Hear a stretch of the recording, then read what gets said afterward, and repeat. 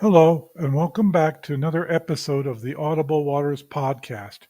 I am your host, Ralph Jesperson. I am continuing in a series I have started where I share dreams I had starting in 2008 that were all about catastrophic events coming to the earth in a definitely exaggerated style. Flooding that is too massive to actually occur in real life. Storms that produce a wall of too many tornadoes to be possible. This week, I cover an old dream that I had of this way too many tornado variety. I had this dream back when I was living in Oklahoma. After moving away, I stopped dreaming of those until just very recently. So here is this one in this series, a dream that I suspect pointed towards severe problems that have come and are still going to come to a greater degree in the future that will affect all nations and already has for those that have come since 2020. So here is the dream for you to listen to or read or both. I had this dream sometime in 2017, I think. In this dream, I was a passenger in the front seat of a car that was traveling through a terrain of flat plains. The sky was dark and stormy.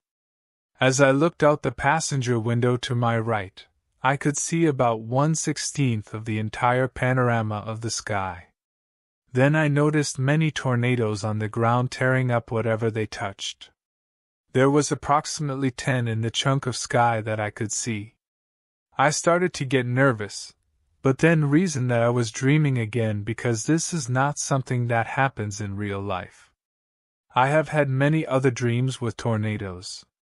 Most have included multiple tornadoes, and so many in ways that have never been photographed because they simply do not occur in the real world. I began lucid dreaming at this point, and calmed myself down so I would stay in the dream this time, and not wake up prematurely. Most of the other times the sight would shock me awake, because I thought it was really happening. Next, the thought occurred to me to look in a different direction to see what else was going on around me. So I looked to my left about 90 degrees from the direction I had been viewing. Again, I saw about 1/16th of the whole sky, and there was approximately 10 different tornadoes on the ground in this direction. Then I spun around to my right 180 degrees to look at a different chunk of the sky. This part was no different than the others. Again, about 10 different tornadoes on the ground. At this point I realized that it would make no difference where I looked, for wherever it was I was going to see about 10 tornadoes. The car I was in was surrounded by destruction on every side, and there was no obvious shelter I saw anywhere.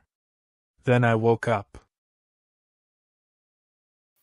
I interpret this in the same way I have expressed about the other similar dreams that I have had. Long ago, God's people suffered judgment because they had given themselves over to idolatry and immorality. This is plainly spoken constantly through the prophets of the Old Testament. But do not just take my word for it, read them yourself. Grave circumstances came on the Israelites because they refused to repent.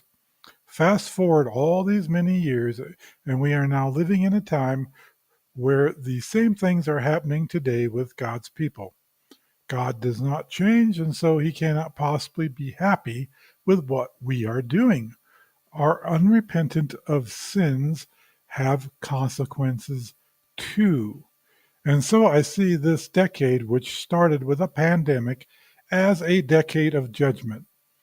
This may or may not continue into the next decade based on whether or not a large portion of those claiming to be Christians actually repent or not. The length of how long this goes on and how severe it gets is up to us, if what those prophets of old said are still true today. They are happening as wake-up calls for us. If we refuse to repent, they will go on longer and will keep getting worse. This is not rocket science. I am greatly bothered by the many evils that I see going on in the Western Church. I am ready for them to end now before more children get born into a current deceptive and corrupt system. Because I view God as being good, I agree with the psalmist in Psalms 48, verse 11, who said, "Let Mount Zion be glad. Let the daughters of Judah rejoice because of your judgments." I cannot stop the destruction which is coming because of rebellion and sin, but I can predetermine my attitude I will have when those judgments actually come. These judgments are bad for bad people. The correction and discipline will be good in the long run for those who actually are disciples of Jesus Christ. Now, I doubt that any of those who are false Christians will ever bother watching this. But to those who still possess a conscience who are here, you really need to examine the practice of your faith to make sure you are actually inside of it, just as Paul has said. So, if you are involved in immorality, you just need to repent, which means to stop it permanently. I think all of us have been practicing idolatry to some extent in some area in our life. We need to get out of denial and allow the Spirit of God to convict us of wherever this is true for us.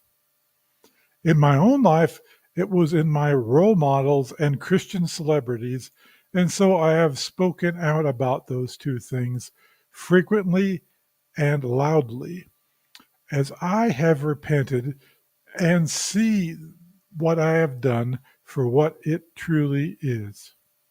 So, here's a link to that video I made about my role models and the SA that they did. But things that take our time, energy, focus, and in which we place our trust for the future is what we actually practically worship. Give God enough of those things and trust Him, and we are good no matter how bad these tornadoes turn out to be. But many trust more in their 401ks and S&P 500 index funds than they do in their God that they claim to have and to serve. This should not be. I am here to warn you so that you are on God's good side when the even bigger problems become the current news. This is a choice. And so I implore you not to be on the side of God's wrath. The Bible is full of examples of men who once were, and their end for them was never, ever good.